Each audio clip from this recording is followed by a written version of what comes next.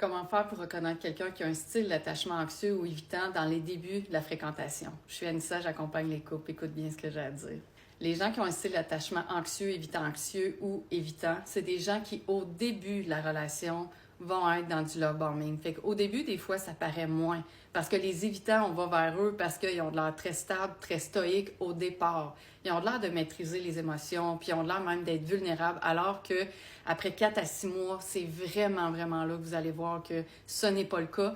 Mais la question à poser à quelqu'un qui a un style d'attachement évitant, anxieux ou évitant anxieux, c'est de savoir comment s'est terminée ta relation précédente. Quelqu'un qui a un style d'attachement anxieux, ça a souvent été difficile. C'est pas beaucoup des gens qui travaillent tout le temps sur eux, mais plus que les autres. Donc, ils vont vous expliquer un peu le cheminement. Les évitants anxieux, ça s'est souvent terminé en conflit ou c'est difficile. Ils vont avoir des mots souvent pas très agréables à l'égard de leur ex, de façon générale.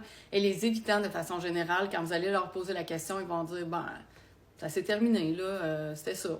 Puis on n'était juste plus fait pour être ensemble. Il y a quelqu'un d'autre qui me correspond. » Ils n'auront pas de cheminement qui a été fait. Ils n'auront pas de grosses émotions par rapport à ça. Ils ne vont pas vous dire que c'était difficile. Ils vont juste vous dire « Bon, c'est ça, c'est fini, puis c'est tout. » Alors que les autres vont avoir beaucoup plus d'émotions.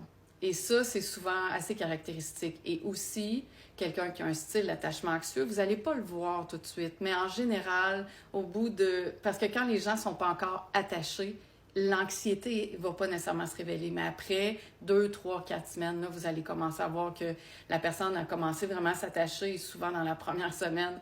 Mais là, ils vont commencer à vous poser plus de questions. Encore plus si vous avez commencé à coucher ensemble, là, l'attachement va se mettre en place et là, ils vont commencer à être de plus en plus insécures sur la connexion, vos allées et venues, qu'est-ce que vous faites, qu'est-ce qui se passe en ligne, etc., etc. Et quelqu'un qui est un évitant anxieux, vous allez commencer à voir que la personne, oui, elle a un côté insécure, mais elle a un côté qui peut snapper aussi. Elle peut être beaucoup dans l'évitement. Et ça peut commencer déjà à révéler une forme de conflit et beaucoup de demandes et beaucoup d'insatisfaction. Déjà dans les... Disons à la fin du premier mois, mais souvent quand même, vous allez voir des petits flashs ici et là avant ça.